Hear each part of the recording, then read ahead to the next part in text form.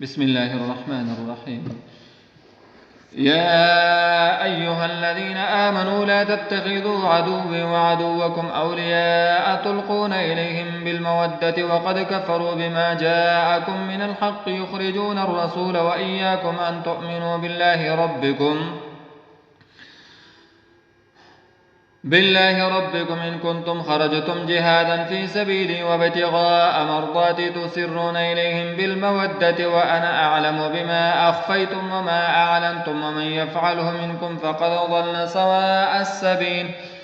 إن يثقفوكم يكونوا لكم أعداء ويبسطوا إليكم أيديهم وألسنتهم بالسوء وودوا لو تكفرون. لن تنفعكم أرحامكم ولا أولادكم يوم القيامة يفصل بينكم والله بما تعملون بصير.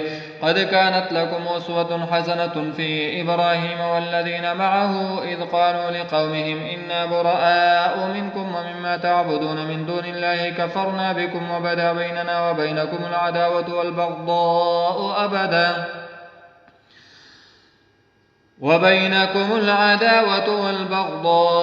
أبدا حتى تؤمنوا بالله وحده إلا قول إبراهيم لأبيه لأستغفرن لك وما أملك لك من الله من شيء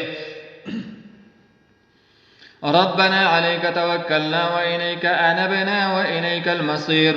ربنا لا تجعلنا فتنة للذين كفروا واغفر لنا ربنا إنك أنت العزيز الحكيم. لقد كان لكم فيهم أسوة حسنة لمن كان يرجو الله واليوم الآخر ومن يتول فإن الله هو الغني الحميد.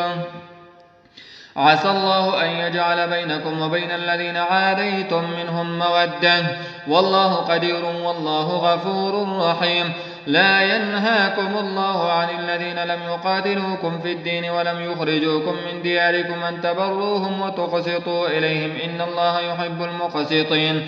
إنما ينهاكم الله عن الذين قاتلوكم في الدين وأخرجوكم من دياركم وظاهروا على إخراجكم أن تولوهم ومن يتولهم فأولئك هم الظالمون. يا أيها الذين آمنوا إذا جاءكم المؤمنات مهاجرات فامتحنوهن الله أعلم بإيمانهن فإن علمتموهن مؤمنات فلا ترجعوهن إلى الكفار لا هن حل لهم ولا هم يحلون لهن وآتوهم ما أنفقوا ولا جناح عليكم أن تنكحوهن إذا آتيتموهن أجورهن ولا تمسكوا بعصم الكوافر واسألوا ما أنفقتم وليسألوا ما أنفقوا ذلكم حكم الله يحكم بينكم والله عليم حكيم. وإن فاتكم شيء من أزواجكم من الكفار فعاقبتم فآتوا الذين ذهبت أزواجهم مثل ما أنفقوا واتقوا الله الذي أنتم به مؤمنون.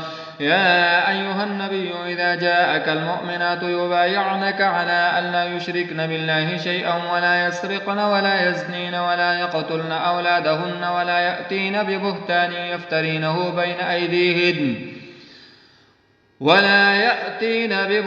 يفترينه بين أيديهن وأرجلهن ولا يعصينك في معروف فبايعهن واستغفر لهن الله إن الله غفور رحيم. يا أيها الذين آمنوا لا تتولوا قوما غضب الله عليهم قد يئسوا من الآخرة كما يئس الكفار من أصحاب القبور.